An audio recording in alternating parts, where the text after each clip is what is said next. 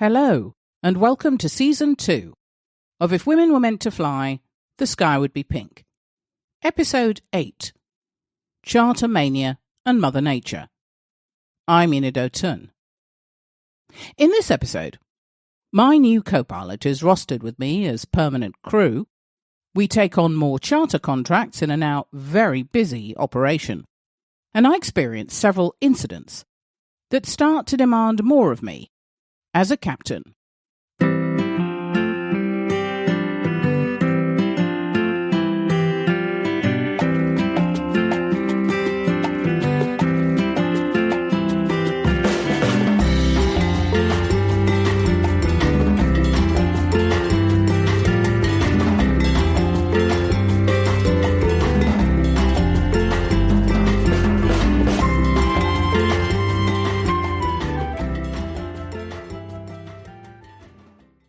We were maxed out with charter inquiries so soon after our new aircraft arrived and after we had flown around the country as part of our tour to show off the King Air and crew. It was an exciting time, and before we knew it, we were taking bookings certainly beyond our expectations. Shell Oil had the vast majority of slots for their executive travel, and we found ourselves traversing the country north from Lagos to Kano and Kaduna, eastwards to Yola and Maiduguri, and as far westwards to Sokoto. Most of these were pickups and drop-offs for the senior tier of Shell executives. In addition, we often flew other oil company executives around the country as well, and our now often visited destinations were Kano, Jos, Abuja, and Lagos. Abuja was the official capital of Nigeria and was still in the throes of design and construction. Business and officialdom were being transferred from Lagos and often necessitated numerous visits just to get things done. We would often find ourselves night-stopping and spending time between the Abuja Hilton and Abuja Sheraton hotels.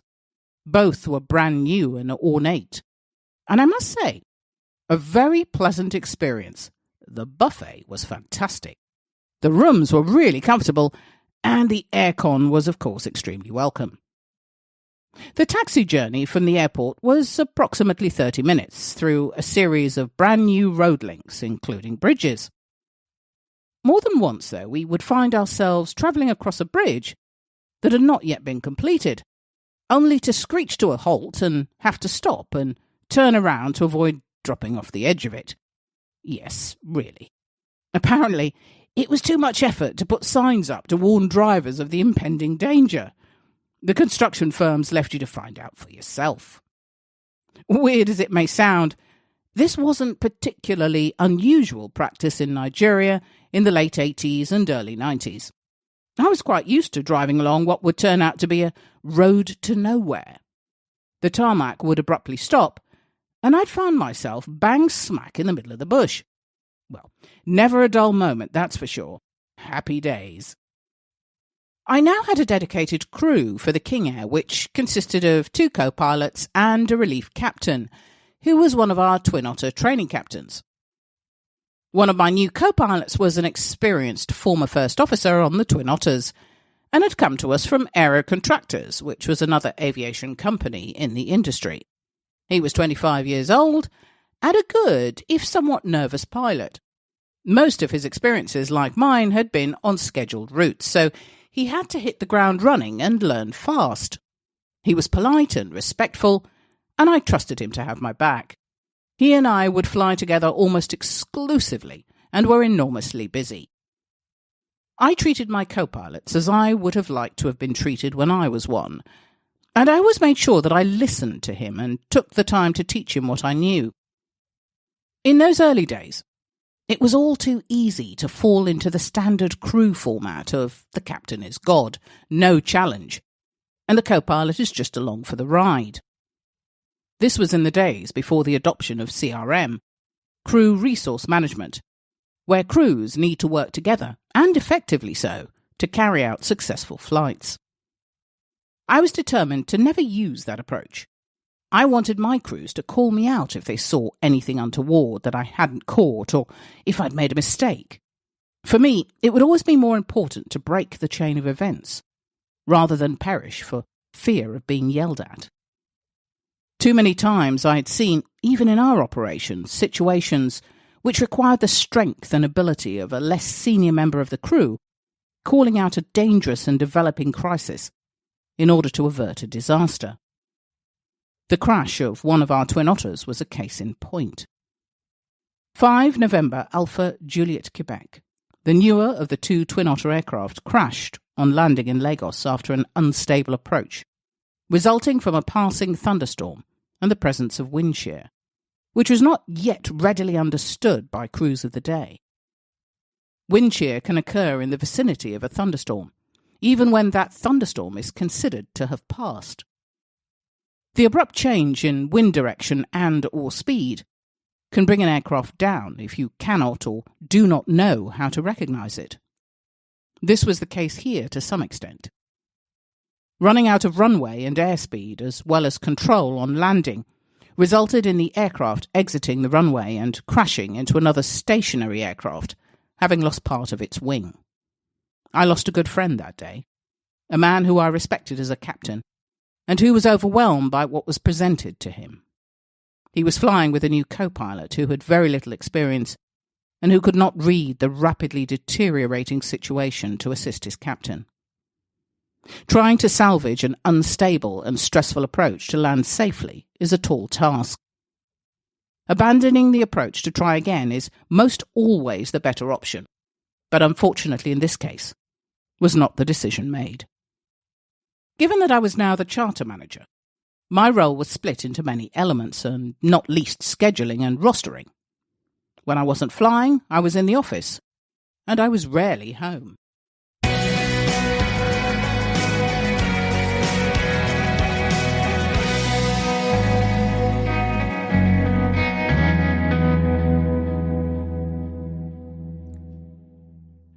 In the early days of the operation, we were feeling our way across the country, establishing contacts and relationships to fortify our network. This often consisted of trying out various accommodation establishments that were off the beaten track or that had been recommended. I didn't always have to stay in plush accommodation. I was used to roughing it with the best of them, but there were some locations that even I could not dwell in. One such hotel, and I use that word sparingly, was in the city of Maiduguri, in the northeastern corner of the country. We had a one-off flight for Coca-Cola and had left Lagos late for the 1 hour 45-minute flight. We relied on our ground handling team to arrange accommodation for us at destination, and all was well until we were dropped off at the hotel. From the outside, it looked pretty much like any other local hotel in the country. However, once we were taken to our rooms, it took on a more unpleasant aura. Like many buildings I had experienced in Nigeria, it had that unfinished look, and indeed not only unfinished, but derelict as a result of years of disuse and neglect. With our rooms across the hall from each other, we were greeted with wooden doors that had seen better days and just about met the requirements to be considered a door. The carpet on the floors, however, did not meet the requirements and were dirty and torn, faded and, quite frankly, disgusting. The room itself was small, in that if you turned around, you bumped into yourself. The beds had a couple of sheets on it, arranged with very little effort, and I wondered at that point if the room had actually even been cleaned between customers. Ugh, I know. Its only redeeming feature was the lone lounge chair that seemed fairly new. This would be where I would spend the night, sitting up and still in my uniform. The next morning was a struggle, but both my co-pilot and myself were extra vigilant on account of very little sleep between the two of us. This unfortunately would not be the last of the poor hotel accommodation saga. Most pilots, particularly in third world countries, have experienced the same. Experience will eventually dictate that you prepare for every eventuality and try to fit it in your flight bag. I still do this to this day, and my family find my ability to pack everything I could possibly need into a tiny bag very amusing, but ultimately useful. Coca-Cola was another company that we flew regularly for. They had sites and factories all over the country. These were the days of glass bottle soda crates, which were big in Africa then and still are today. Huge crate-bearing lorries would deliver regular supplies of every soda type imaginable in the 80s and 90s. Coca-Cola, 7-Up, Sprite, Fanta, ginger ale, tonic water, etc. Coca-Cola had huge factories, and so every time we were booked by them, we would end up on at least a week-long jaunt around the country. One such trip took us from Lagos east to the city of Benin, further eastwards to Port Harcourt and Enugu. Over the next couple of days, we would route northeastwards to Yola, Maiduguri, and then head westwards to Kano and Kaduna, before proceeding southwards to Jos, Abuja, Ilorin, and back to Lagos. One of the good things about these trips is that the customer generally always took good care of the crew and made sure we had everything we needed. In fact, one of my very first experiences with sandstorms would be with Coca-Cola on one such week-long trip around the country. Sandstorms were still relatively a rare phenomenon in Nigeria, but they weren't unheard of. On this particular trip, we were about to leave Abuja for Kano. Our departure time was 6 p.m, and myself and my first officer had arrived at the airport at 4 to carry out our pre-flight checks. It was starting to look dark and ominous out to the west of the airport as I walked to the control tower building to file my flight plan and collect the latest weather forecasts, leaving my first officer to complete the aircraft walk-around checks. Thunderstorms were prevalent at this time of year and were always a concern. Our route would take us north to Kano, and if we were lucky, we may be able to get ahead of the line of weather that was approaching the airport. After I filed my flight plan and picked up the latest weather, I walked up to the tower to speak to the controllers. Up here, I had a bird's-eye view of the surrounding area and the seemingly rapidly moving band of weather from the southwest. A huge band of thunderstorms could be seen, but mixed in with what seemed to be a developing sandstorm. I discussed the fast-moving situation with the senior air traffic controller, and because the weather front was escalating, it would now not leave us enough time to depart. In those days we had no mobile phones, and so had to wait until our passengers actually arrived at the airport. I went across to the passenger lounge to advise them that we would have to delay the flight until the following morning due to the weather conditions, and they were okay with that. By now, looking across the runway, I could see a rapidly advancing wall of sand. I raced out to the ramp where the aircraft was parked and was heartened to see that my first officer had started to tie down the aircraft. I grabbed the aircraft covers and made straight for the engines to tie down the propellers as well as plug the engine intake, located at the forward part of the engine. This would be where the aircraft would take in most of the sand, if it were to be left exposed.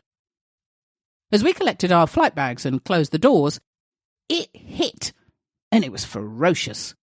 Day practically turned to night with a wall of advancing sand.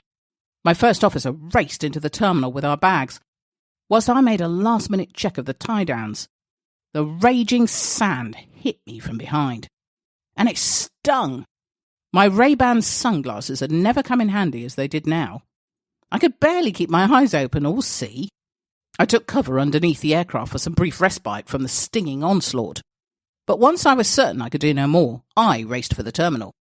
The sand overtook me, and in an instant, my black trousers were white and my white shirt was black. I certainly was not outrunning this storm successfully. I dived into the passenger lounge just as the storm hit the building. I wish I'd had a camera. It was hysterical. I now looked like a cement figure, and to top it off, I had sand everywhere. Yes, everywhere. I took one last glance out of the window at the aircraft, twisting and bucking against the elements. I wasn't sure it would be in the same parking spot in the morning, but we could do no more than leave it to the mercy of the elements that we were powerless to stop. We drove back to the hotel and arrived just as the thunderstorm hit the city. It was going to be a wild night. From my hotel room, I had an amazing view of the weather sweeping through the city and northwards. The sandstorm had died out and been replaced by tropical thunderstorms, one after the other, known as a squall line. This could have extended for hundreds of miles, but for now I was just grateful to not be in the thick of it, trying to battle Mother Nature, who may pretty much have had a good chance of winning. I would live to fight another day. Thank you for listening. As always, your reviews and comments are very much appreciated. If you leave a review at one of our podcast hosts, do let us know. We would love to thank you by sending you an exclusive and amazing Pink Sky mug. Thank you to Lucy Ashby for the editing of this episode. If you would like to ask a question or make a comment, please do so on our social media sites. We're on Instagram, Facebook and Twitter, or just send us an email. Our email address is theskyIspink@gmail.com, or visit our website www.skyispink.co.uk. In the next episode, the King Air becomes my home as I ramp up the hours. More incidents help to shape my command experience, and I begin training additional crews for the charter operation with some eye-opening training flights. We would also like to take this opportunity to wish all our listeners, their families and friends, a very happy New Year. Here's to a more hopeful 2021. Thank you and goodbye.